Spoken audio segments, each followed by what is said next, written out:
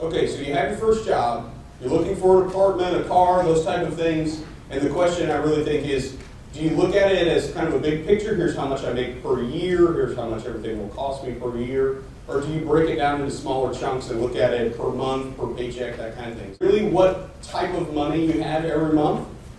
I mean, it's not a difficult math problem, it's the income, this is what I make. Uncle Sam is always going to get this portion.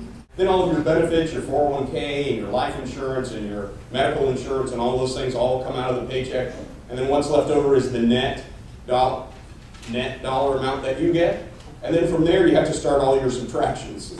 And this is what I do with our young clients right away, is we get it down to as small as possible. If you're paid every 2 weeks, we look at it in 2-week periods. What you don't want is the feast and famine, what I call the feast and famine way of life. Break it all the way down and try to split it up. Everything is not due at the first of the month. And start with the big ticket items first.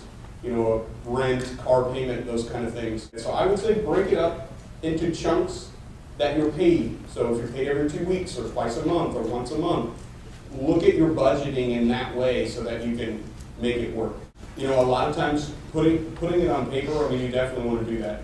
It's one thing to know what your rent is and what your car payment is and how much money you make, but to write it down or to use a Quicken program that helps you figure out, here's exactly how much money you have left over every month. Where should it be allocated? Because that's what you want to do. Whenever you have money left over at the end of the month, we talked about you have your income, then you have all the subtractions that come out, and what's left over is the amount of money that you're able to save. When you structure your financial life in this way, usually there's not a whole lot left, no matter how much money you make. So one of the things like with a Quicken program or that you should get used to doing is restructuring your financial life so that your income comes in, you got to pay your taxes, those are going to come out of your check. Your committed expenses you budget for, those are your rent, car payment, electric bill, water bill, things you can't get around. Figure out a number that you're comfortable with to save. And pay yourself first. Pay yourself first.